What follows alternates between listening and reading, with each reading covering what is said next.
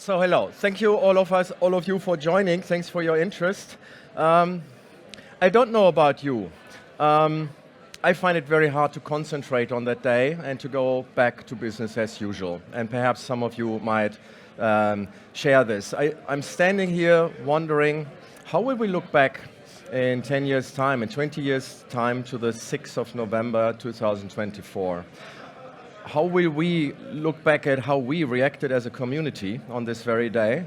And what did this day, one day after the US election, really do to us, to that journey that we are on, that journey of progress, that journey of prosperity, that journey of possibility? Well, perhaps it's the right day to discard the normal speech and look at the exam question that I was given in a slightly bigger way. I was asked to talk about wealth and nature. And a couple of days ago in Valencia, okay, I can't be heard. Are you here?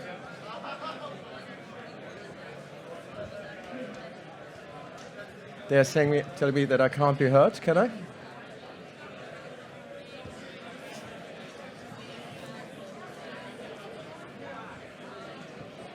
Is it any better now? You have earphones, that's unfair. So a couple of days in Valencia, any better? Prosperity was lost, wealth was lost, life was lost. 2 days ago, there was a new polls that made Kamala Harris look slightly more favorable, and there was a market reaction, and the treasury bond yields came down. So again, wealth was lost. So isn't that interesting? There seems to be very different concepts of wealth around, and perhaps a good way to have this conversation today is to discuss and take a step back. What is wealth really? I mean, wealth is relative by all means. To the Aztecs, wealth was cocoa beans. To the conquistadores, it was gold. To the Florentines, it was art. To the Inuit, it was inam. That means enough to share, which is an interesting concept in its own right. To my grandfather, it was the numbers of birds on his farm, and to me as a boy, it was the hours spent with my grandfather. So wealth says something about who we are as human beings, about us as a civilization, but also as an epoch. And perhaps there's a different way to ask the same question. Are we still in the epoch where our old conception of wealth really applies? Or have we moved on? Have we passed the threshold? And we all know these days when we pass thresholds in history, and perhaps the single biggest threshold for us as a civilization, that was the day and age of enlightenment, this complete reset, this moment of liberation. Now, and I sometimes ask myself, back then, did people actually know that they were passing a threshold, that they were part of something bigger, that they were holding two very different futures in their hand? And the answer is we don't know. What we do, however, know from history books is that that was the reaction to tensions. And there are tensions deep down in our society today. We feel it here, we feel it in Europe, we feel it all over the world, and we feel it also in Barcelona, this one Spanish city that embraced the concept of enlightenment. So these were moments where tensions were deep, they were political, they were cultural, but they were also economics. They were about how we index, we mint, and we share wealth. Or in my language, because I'm a resource economist, that's how I spent my academia, because it goes back to my life as a geologist and to my life as an economist. How do we actually turn resources into wealth?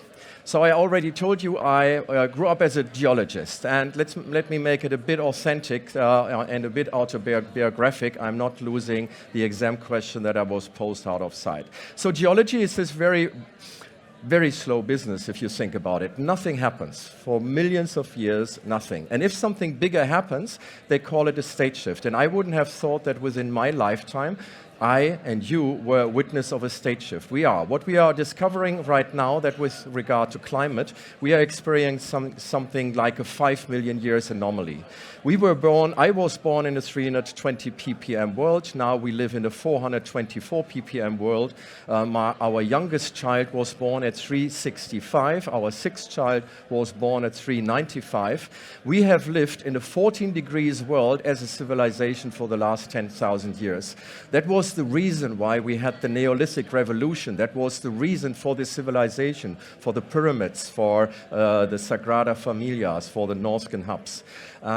That is the reason how we build a civilization. And we've never left this 14 degrees world as a civilization, but now we did.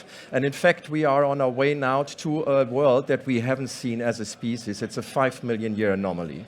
When it comes to nature, when it comes to biodiversity, we are experiencing a 50 million years singularity. We are now consciously eroding or erasing the hard drive of life. Since I was born, we have lost 70% of vertebrates on the planet. Now, after the Holocene came the Anthropocene, now comes the Eramocene, the age of loneliness, one lonely, hungry species. Now, all of this is so big, it's so stochastic, it's so unnormal that we can't deal with it. It's the perfect hack to the Kahneman brain. We can't deal with it. And that's why we trivialize, and we've seen a lot of that recently. That's why we politicize, and we've seen a lot of that in recent weeks particularly, or we just ignore. And that's what I did. I ignored it, and I became a consultant. I was with a company called McKinsey for 20 years. I was a senior partner, I was a managing partner, and I loved it. That was all about networks, about learning, about big projects, about traveling the world in air miles. There was a moment in 2005 and 2006, Katrina, some of you remember that, the first really big storm hit, the warm winter in Europe, and I decided from now onwards only to dedicate all my professional time to resource protection and to climate protection, which I think are the most relevant, the most urgent, but also the most deserving challenges that we have in our time. So first I did that by trying to make the system better. Then I tried to make better systems. And then I tried to, and that's where I am now, and that's what we'll be talking about today, to define what this better really means in the way that societies can accept it. Now first trying to make systems better, company by company, product by product, project by project, the McKinsey world. Again, I loved it, but it was getting very clear that we are dealing with a systemic challenge here and not one that you solve with solving for local optima. There was in 2015 one analysis I did and one book I wrote, which essentially killed my career, where we measured how labor productivity, how economic growth, how median income, how employment, and how any reasonable measure for societal wealth have been evolving. And you can see that all the way towards the mid-80s that we're evolving in sync, and since then we see a great divergence. The labor productivity continues, but it's being trailed by economic growth, it's being trailed by employment, it's being trailed by median family income, and it's being trailed by inclusive wealth, what really constitutes our wealth. Natural capital, human capital, social capital. That's a new paradigm altogether. There is a gap between labor productivity and median income. That's the equity gap. And the second gap is that between growth and inclusive wealth. That is the nature gap. Because the reason why we are growing poor is that we have been eroding natural capital. So far, and just think about it, we still live in a world where every economic student learns the wealth generating engine that drives us is based on neoclassical growth theory, which is this thing that says that capital and that labor and a bit of technology deliver wealth.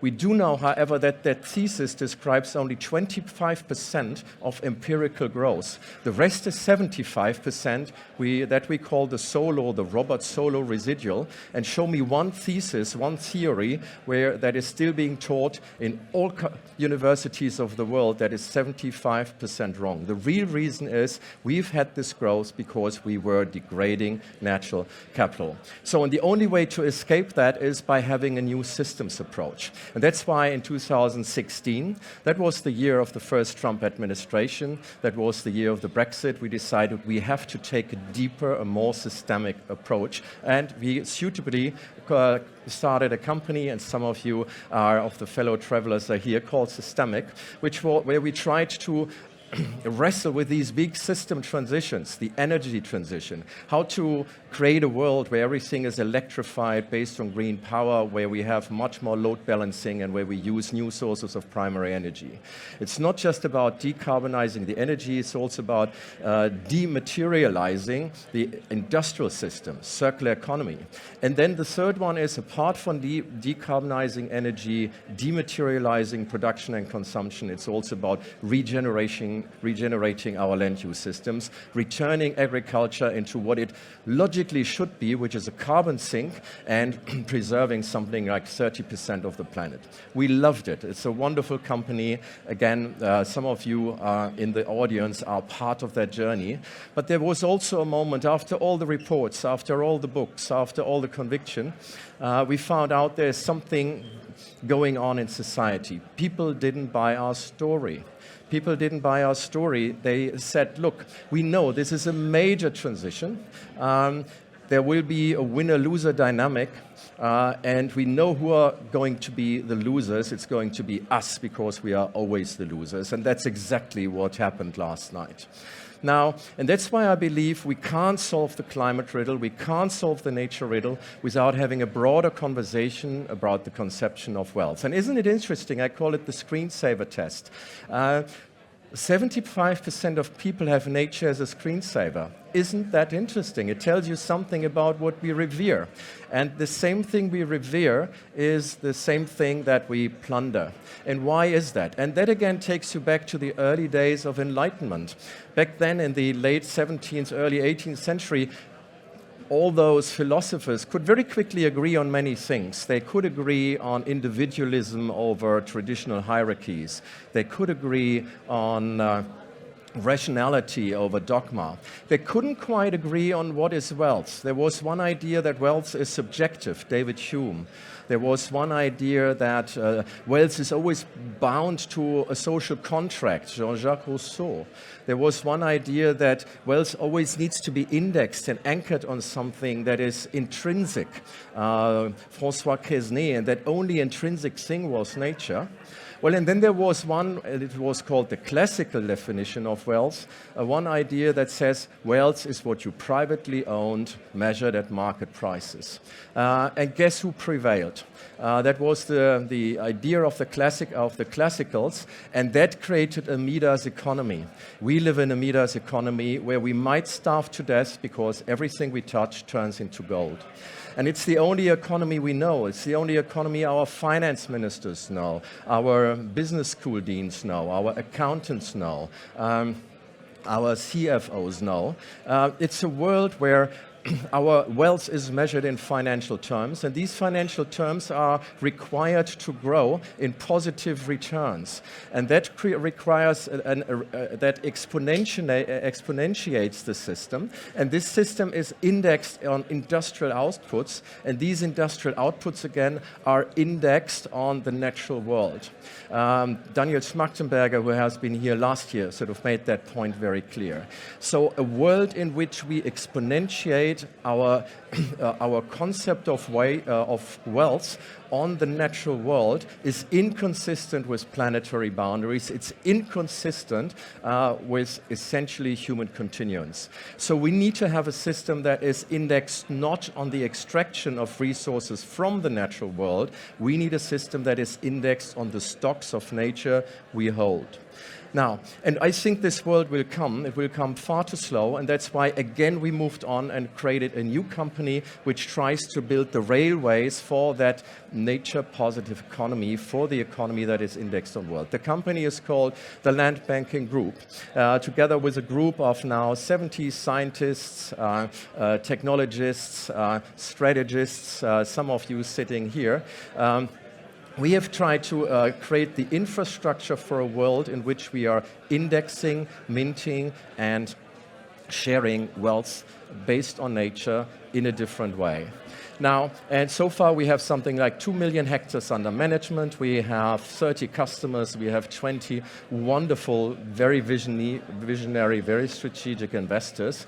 And what we do can best be explained with Ian. Ian is sending his regards. Ian is a farmer in South Africa. He grows table grapes. And so and he might be, just look at him as one of the first citizens in that new nature indexed economy. So Ian has two choices. He can continue to degrade his land, over-fertilize, cut down the hedgerows, or he can reinvest into shadow trees, pollinator insect biomass, into soil organic carbon, into water holding capacity.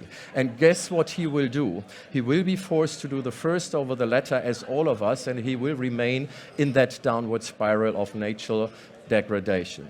Now, just imagine we could have a different deal with Ian. Just imagine we could take every pixel of his land, every square meter, every acre, every hectare, every plot, every polygon in our language, and we could give it a natural capital account, an ecological passport that gives us the stocks of biodiversity, of carbon, of water, of soil.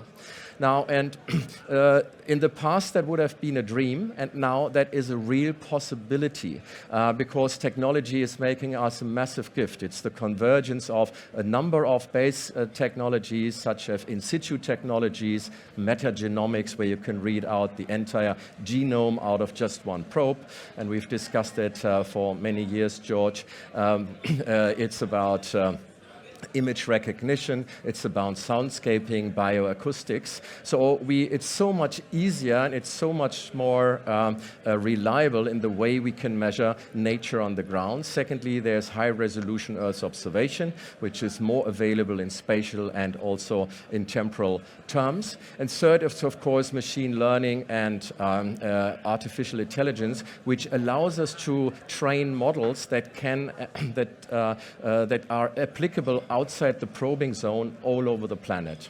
Now, that is a gift that technology is now giving us, and that we apply to every pixel of the fields of Ian in South Africa. Now, the next thing is we mint wealth, because now, with this natural capital account, Ian can enter a fair, equitable contract with everyone who is in demand of natural capital, and he can get rewarded for it. And that provides extra recognition, income, and land value for Ian. But at the same time, those who buy these outcomes, who are investing into nature capital, they now hold a legal right, a legal title in their hand, an intangible asset, which shows that they have invested into the future benefits that nature will be giving us. It's the logical moment where nature turns from a cost into what it is, critical infrastructure. So we look at it as something worth investing as a source of future benefits, which accountants call an asset. And the third thing is, which is different, is the way we share it. Now we have created a legal right, an asset, as something that can be passed through the economy, and every single time it's linked back to Ian. So Ian is now pulled into the center, from the margin into the center of the economy. That makes Ian part of a really, really interesting modern journey towards an economy that is indexed on nature. And it's supported by three fundamental forces. Every one of them, you could argue, are deeply needed in order to fix that old engine called capitalism. The first one is natural capitalism. The second one is intangible capitalism. And the third one is called digital capitalism.